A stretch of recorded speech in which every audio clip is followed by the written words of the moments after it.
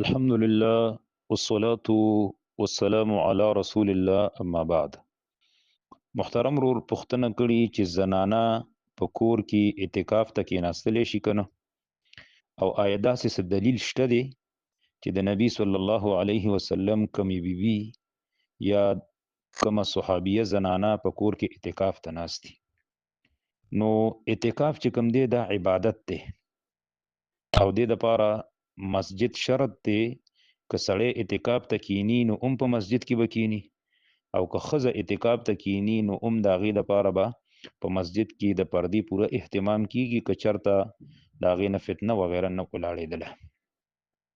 لکه څنګه چې د بیت الله شریف په طواف کې ښځې او سړي برابر دي، نو داسې اعتکاف کې هم برابر دي.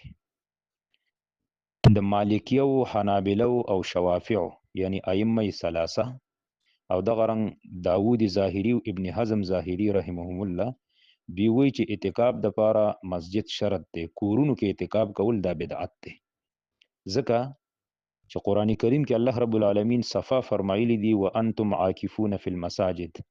دا دویمه پاره د سورة البقره 187 نمبر آیت دی چې تاسو به اعتکاف کوئ په جماعتونو کې. او د دین استدلال امام بخاری رحمت الله علیه هم کړی دی. بل دا چې د رسول الله صلی الله علیه وسلم د بیبیانو نه دا چرته نه دی نقل چې هغوی په خپلو کورونو کې اعتکاف کړی. بل دا چې یو ځل رسول الله صلی الله علیه وسلم په مسجد کې د خپلو بیبیانو خیمې ولیدلې، نو هغوی هغه خیمې د یو بل د سیالۍ د وجې نه لګولې وي. نو وی فرمایل البر ترون بهن وفي روایت البر تردن بهن. آیا دوی باندې تاسو په دې کار کې د نیکۍ ګمان کوئ؟ یعنی دوی خو دا خیمې د یو بل د سیالۍ دپاره وهلي دي. نو بیا نبی علیه صلات وسلام حکم وکړو چې دا خیمې وله ورانې کړئ، او خپله هم بیا د اعتکاف نه ووتلو. نو که کور کې اعتکاف جایز وي نو دی بیبیانو به په مسجد کې به خیمې ولې وهلې؟ خو کور کې اعتکاف جایز نه دی کنه، ګینې نبی علیه صلات وسلام به ورله اجازت ورکړو چې زه تاسو کور کې اعتکاف ته کښېنئ. دوی ته به حکم ورکړی وي، ځکه د الله د نبي د بیبیانو نه به ډېرې حیاناکې او پردناکې نور څوک کېدی شي. خو چې هغوی په مسجد کې خیمې وهلې وي دا دلیل دی چې که زنانه اعتکاف ته کینی او د پردې پوره اهتمامي، نو دا به په مسجد کې کینی. کور کې اعتکاف دا بدعت دی او دا ثابت هغه نه دی.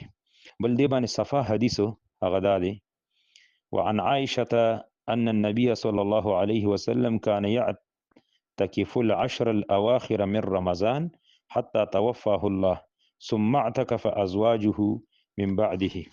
عائشة رضی الله تعالی عنها فرمای چې نبی صلی الله علیه وسلم به د رمضان المبارک په اخیری لسو شپو کې اعتکاف چې کوم دی هغه کولو، تر دې چې بیا رسول الله صلی الله علیه وسلم وفات شو، نو بیا د هغه نه وروستو د هغه بیبیانو به اعتکاف کولو. نو ګوره د نبی علیه صلات وسلام بیبیانو اعتکاف کړی دی، او دغه بل حدیث نه ثابت شو چې په مسجد کې کړی دی. نو کور کې د زنانه دپاره اعتکاف په دې باندې څه دلیل نشته دی. که دلیل ور باندې وي نو ډېره ښه خبره به وي، خو دلیل ور باندې نشته او موږ او تاسو به تابعداري د الله او د الله د نبي صلی الله علیه وسلم د طریقې کوو. دغه زموږ او ستاسو دپاره دین دی. والله اعلم. هذا وبالله التوفیق.